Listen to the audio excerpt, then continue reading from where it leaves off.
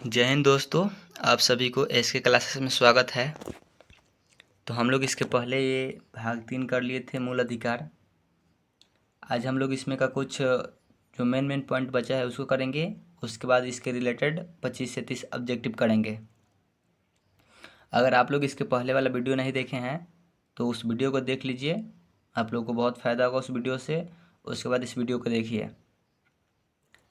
और अगर आप लोग इस चैनल पर नए हैं तो प्लीज़ इस चैनल को सब्सक्राइब कर लीजिए और इस सेशन को लाइक और शेयर कीजिए। तो चलिए स्टार्ट करते हैं हम।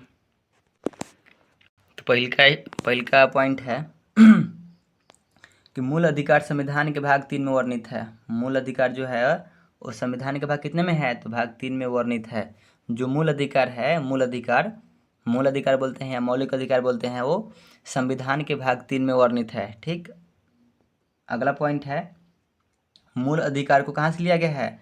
तो मूल अधिकार को संयुक्त राज्य अमेरिका से यानी कि यूएसए से लिया गया है। कहाँ से लिया गया है? संयुक्त राज्य अमेरिका के संविधान से मूल अधिकार को लिया गया है। ये प्रश्न बार बार एग्जाम में पूछता है कि जो मूल अधिकार है वो कहाँ से लिया गया है। तो जो मूल अधिकार है वो संविधान जो है ना, मूल अधिकार वो अमेरिका के संविधान से लिया गया है। भारत ने अमेरिका के संविधान से मूल अधिकार को लिया है। अगला पॉइंट देखेंगे तो अगला पॉइंट है, भारतीय नागरिकों के मूल अधिकारों का वर्णन संविधान के अनुच्छेद किसमें है? तो 12 से 35 तक है। जो हम वीडियो अब बताए थे, इसके पहले वाला वीडियो बनाए हम, उसमें सबसे पहले ही बता दें कि जो मूल अधिकार है वो भाग 3 में है और अनुच्छेद 12 से 35 तक है। तो बोल रहा है कि भारतीय नागरिकों के मूल अधिकारों का वर्णन संविधान के किस अनुच्छेद में किया गया है? तो 12 से 35 तक, यानी कि अनुच्छेद 12 से लेकर के अनुच्छेद 35 तक मूल अधिकार के बारे में बताया गया है। अगला पॉइंट देखेंगे तो अगला पॉइंट है कि वर्तमान में भारतीय संविधान में कुल कितना मूल अधिकार है? तो कुल कितना मूल अधिकार है? तो कुल 6 मूल अधिकार है। पहले 7 मूल अधिकार था। पहले कितना था? 7 मूल अधिकार था, जिसमें से जो 7वां था संपत्ति का अधिकार। तो संपत्ति का जो अधिकार था ना, उसको हटा दिया गया और उसको कहाँ रखा गया है? तो 300 के ए में रखा गया है। तो ये वर्तमान में कितना है? अगर पूछेगा कि भारतीय संविधान में पहले मूल अधिकार कितना था पूछेगा तो 7। वर्तमान में कितना है? तो 6। वर्तमान में कितना है? तो 6 है। अगला पॉइंट देखेंगे तो अगला पॉइंट है कि वर्तमान में, तो हो गया ना कि वर्तमान में कितना है, बताइए आप लोग। वर्तमान में भारतीय संविधान में कुल कितना मूल अधिकार है? तो कुल 6 हैं। सभी का सही है, कुल 6 है। अगला पॉइंट, मूल अधिकारों को लागू करने का दायित्व किसका है? तो ये न्यायालय का है। मूल अधिकारों को लागू करने का दायित्व किसको है? न्यायालय को। चाहे वो सर्वोच्च न्यायालय हो चाहे उच्च न्यायालय हो, दोनों कर सकता है।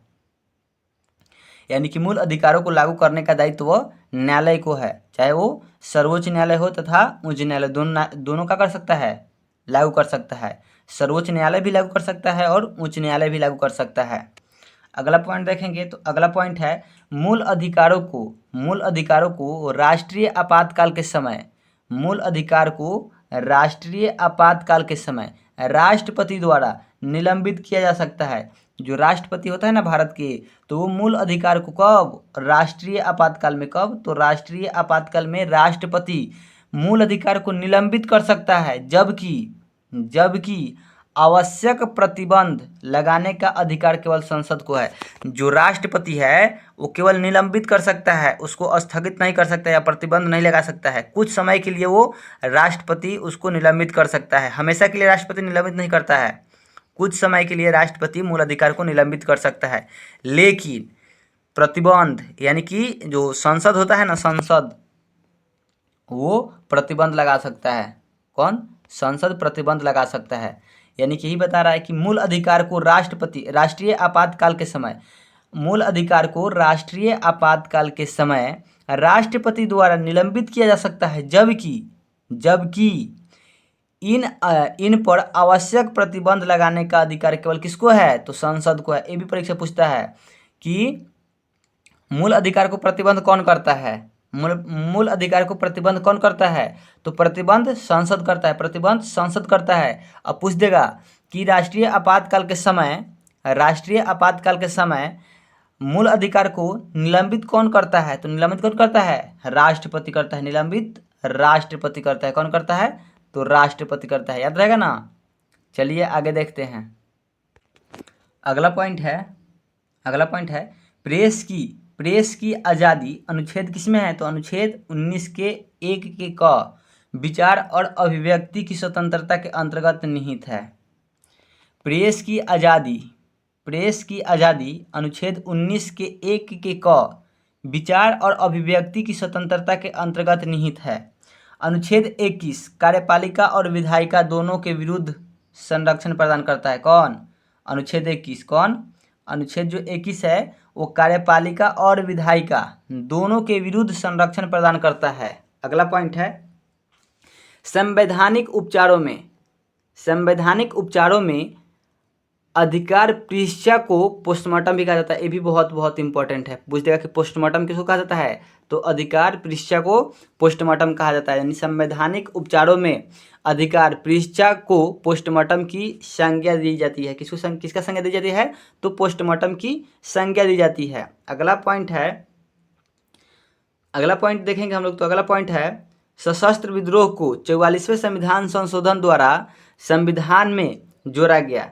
यानी कि सशस्त्र विद्रोह जो है वो 44वें संविधान संशोधन द्वारा किया गया, जोड़ा गया। यानी कि सशस्त्र विद्रोह को बोलेगा कि सशस्त्र विद्रोह को किस संविधान संशोधन द्वारा जोड़ा गया? तो 44वें संविधान संशोधन द्वारा जोड़ा गया। तो चलिए अगला देखते हैं। अगला पॉइंट है आपका, अगला पॉइंट है 44वें संविधान संशोधन। 44वें संविधान संशोधन ये भी पूछ देगा कि 44वां संविधान संशोधन कब हुआ था? तो 1978 में। 44वां संविधान संशोधन 1978 द्वारा संपत्ति के अधिकार को वैधानिक अधिकार बना दिया गया। देखिए यहाँ पे आ गया ना। यानी कि 44वें संविधान संशोधन 1978 द्वारा संपत्ति के अधिकार को वैधानिक अधिकार बना दिया गया तथा अब यह संविधान के अनुच्छेद 300 के ए में है। कितना में है? तो संविधान के 300 के ए में है। यह प्रधानमंत्री मोरारजी देसाई के काल में हुआ था। ये भी पूछता है कि जो ये संपत्ति का अधिकार है किसके काल में हटाया गया था? तो ये जब मोरारजी देसाई प्रधानमंत्री थे तो यही हटाए थे। किसको? संपत्ति के अधिकार को। ठीक। यानी कि 44वें संविधान संशोधन 1978 द्वारा संपत्ति के अधिकार को वैधानिक अधिकार बना दिया गया तथा अब यह संविधान के अनुच्छेद 300 के ए में है। यह प्रधानमंत्री मोरारजी देसाई के काल में हुआ था। किसके काल में हुआ था? प्रधानमंत्री मोरारजी देसाई के काल में हुआ था। किसके काल में हुआ था? तो मोरारजी देसाई के काल में हुआ था। अगला पॉइंट देखेंगे। तो अगला पॉइंट है राष्ट्रीय आपातकाल में अनुच्छेद 20 और 21 को जोड़कर बाकी सभी मूल अधिकार निलंबित हो सकते हैं। यानी कि ये बोल रहा है कि राष्ट्रीय आपातकाल में अनुच्छेद 20 और 21, अनुच्छेद 20 और 21 को छोड़कर बाकी सभी मूल अधिकार निलंबित हो जाते हैं। ये बोल रहा है कि 20 और 21 जो एक ऐसा मूल अधिकार है जो किसी भी हाल में निलंबित नहीं हो सकता है।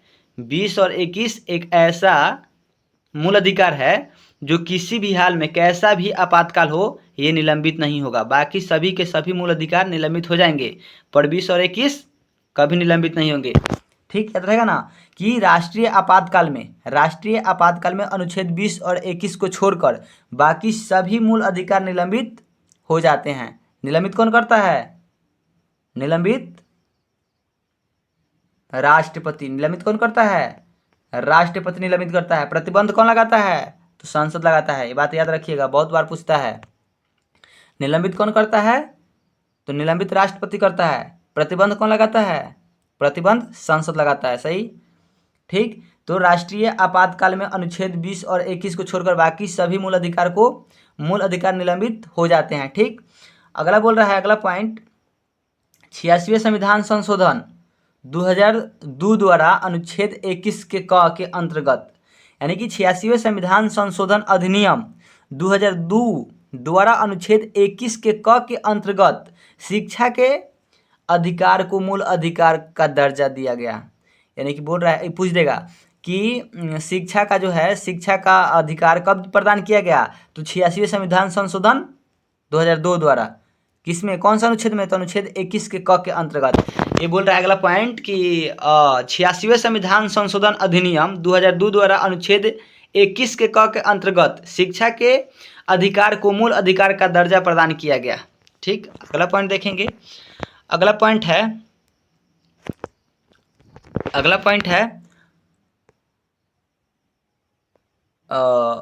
अनुच्छेद 21 के क के अनुसार, अनुच्छेद 21 के क के अनुसार 6 वर्ष से लेकर के 14 वर्ष की आयु के सभी बालकों के लिए निःशुल्क और अनिवार्य शिक्षा उपबंध करेगा। यानी कि अगला पॉइंट कह रहा है कि अनुच्छेद 21 के क के अनुसार राज्य अनुच्छेद 21 के क के अनुसार राज्य यानी कि 6 से लेकर के 14 वर्ष की आयु के सभी बालकों के लिए निःशुल्क और अनिवार्य शिक्षा उपबंध करेगा। यानी कि जितना भी 6 साल से लेकर के और 14 साल के बच्चे हैं उन सभी को शिक्षा ग्रहण करना है, निःशुल्क शिक्षा ग्रहण करना है। ठीक, अगला पॉइंट है कि सर्वोच्च न्यायालय ने निजता के अधिकार को संविधान के अनुच्छेद 21 के तहत मूलभूत अधिकार की श्रेणी में रखा है। सर्वोच्च न्यायालय ने निजता के अधिकार को संविधान के अनुच्छेद 21 के तहत मूलभूत अधिकार की श्रेणी में रखा है। ठीक, किस श्रेणी में रखा है? तो मूलभूत अधिकार श्रेणी में रखा है। किसको? तो निजता के अधिकार को कहाँ रखा है? तो अनुच्छेद 21 के तहत मूलभूत अधिकार की श्रेणी में रखा है। ठीक, इसको याद रखना है। अगला पॉइंट है पंथ निरपेक्षता का अर्थ है कि राज्य का अपना कोई धर्म नहीं होता है। पंथ निरपेक्षता का अर्थ है कि राज्य का अपमान कोई धर्म नहीं होता तथा राज्य सभी धर्मों का समान यानी कि समान प्रदान करता है। यानी कि एक बराबर क्या करता है? समान प्रदान करता है। ये बोल रहा है कि पंथ निरपेक्षता का अर्थ है कि राज्य का अपना कोई धर्म नहीं है। राज्य का क्या है? राज्य का कोई अपना धर्म नहीं है कि हाँ राज्य ये धर्म का है वो धर्म का है। राज्य का कोई अपना धर्म नहीं है। ठीक, तथा सभी धर्मों को एक समान देता है। यानी कि एक बराबर समान देता है। ठीक, अगला पॉइंट देखेंगे तो अगला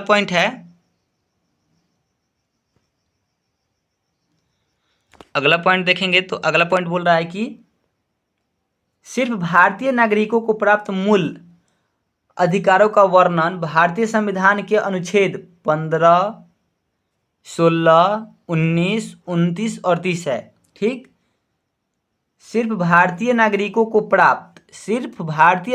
प्राप्त मूल अधिकारों का वर्णन भारतीय संविधान के अनुच्छेद किसमें?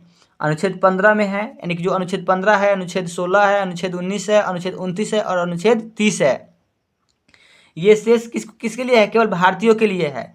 शेष अधिकार इसको छोड़ करके यानी कि 15, 16, 19 और 29 तथा 30 ये जो अनुच्छेद है इसको छोड़ करके बाकी जो मूल अधिकार है वो भारतीय नागरिकों के साथ साथ अन्य नागरिकों को भी दिया जाता है। ठीक, यानी कि सिर्फ भारतीय नागरिकों को प्राप्त मूल अधिकारों का वर्णन भारतीय संविधान के अनुच्छेद 15, 16, 19, 29 तथा 30 में है।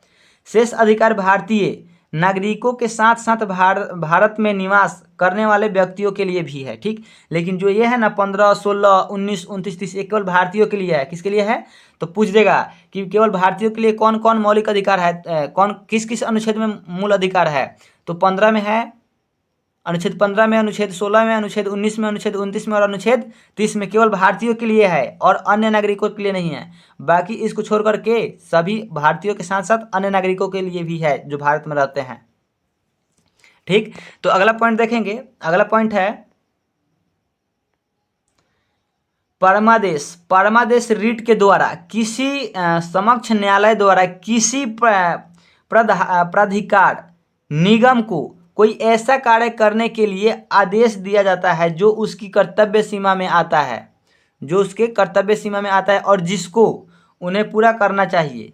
अगला पॉइंट बोल रहा है कि परमादेश रीट के द्वारा किसी सक्षम न्यायालय द्वारा किसी प्राधिकार निगम को कोई ऐसा कार्य करने के लिए आदेश दिया जाता है जो उसकी कर्तव्य सीमा में आता है और जिसको उन्हें पूरा करना चाहिए। अगला पॉइंट देखेंगे तो अगला पॉइंट है,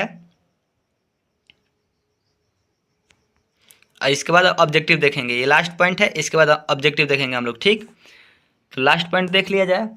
तो बोल रहा है कि नागरिक नागरिक अधिकार संरक्षण अधिनियम, नागरिक अधिकार संरक्षण अधिनियम 1955 धारा 12 के तहत न्यायालय उपधारित कर सकता है। क्या कर सकता है? उपधारित कर सकता है कि अपराध गठित करने वाला कोई कृत्य अस्पृश्यता के आधार पर किसी पर किया गया था, यदि ऐसा अपराध अनुसूचित जाति के सदस्य के संबंध में किया गया है। यानी कि अगला पॉइंट बोल रहा है कि नागरिक अधिकार संरक्षण अधिनियम 1955 की धारा 12 के तहत न्यायालय उपधारित कर सकता है कि अपराध गठित करने वाला कोई कृत्य अस्पृश्यता के आधार पर किया गया था, यदि ऐसा अपराध अनुसूचित जाति के सदस्य के संबंध में किया गया है। ठीक, चलिए अब ऑब्जेक्टिव देखते हैं हम लोग। अब हम लोग ऑब्जेक्टिव देखेंगे। ऑब्जेक्टिव के लिए आप लोग तैयार हैं? स्टार्ट किया जाए ऑब्जेक्टिव। तो ऑब्जेक्टिव इसके बाद वाले क्लास में करेंगे। ठीक, आप लोग इसी को अच्छे से देख लीजिए, याद कर लीजिए, फिर इसके बाद वाले में ऑब्जेक्टिव करेंगे।